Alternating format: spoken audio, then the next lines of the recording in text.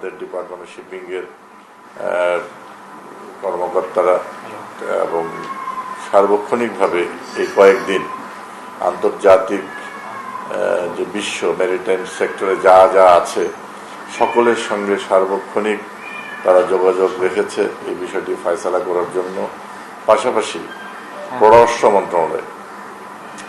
মন্ত্রণালয়ের যে আন্তর্জাতিক যতগুলো উইং আছে সবাই এটার ব্যাপারে তৎপর ছিল এবং মাননীয় পররাষ্ট্র মন্ত্রীও এই ব্যাপারে আপনাদেরকে বারবার আপনাদের কথার উত্তর তিনি দিয়েছেন এবং এই ব্যাপারে অবহিত করেছেন।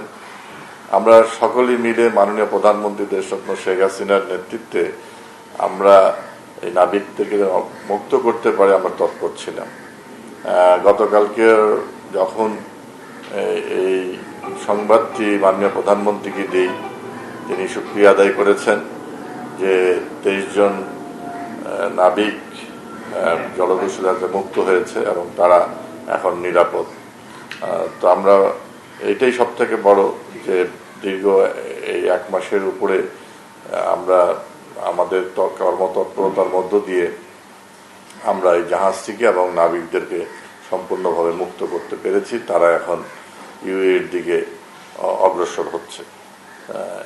এটা হচ্ছে আরেকটা জিনিস হচ্ছে, সাধারণত এত অল্প সময়ের মধ্যে এই ধরনের একটি ঘটনা ফয়সালা করা এটা কিন্তু নজিরবিহীন, কারণ এটা অনেক সময় লাগে।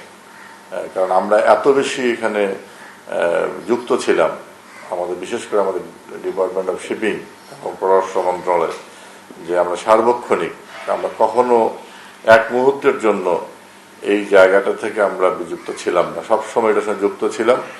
এবং আমরা যত দ্রুত আমাদের ইচ্ছা ছিল যে আমরা ঈদের আগেই তাদেরকে মুক্ত করতে পারবো, সেটা আমরা পারি নাই।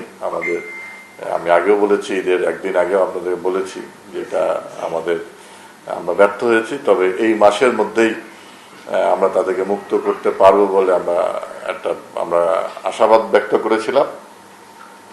তো সেটা আমাদের একদম বাংলা নববর্ষের প্রথম দিনে হয়েছে।